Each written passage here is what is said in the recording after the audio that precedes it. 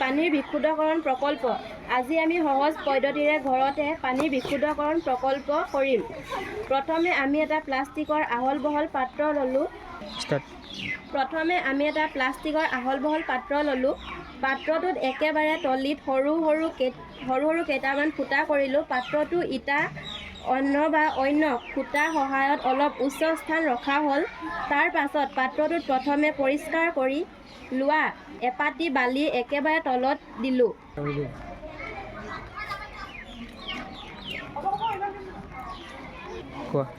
পিছত ডাঙৰ এঙাৰৰ পিছত জলাশয়ৰ এঙাৰ দিলোঁ।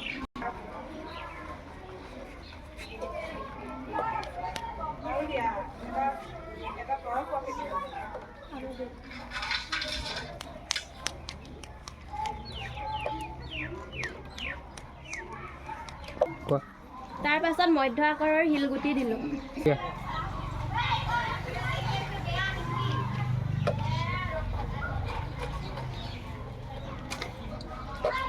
একেবাৰে ওপৰত আকৌ বালি দিলোঁ।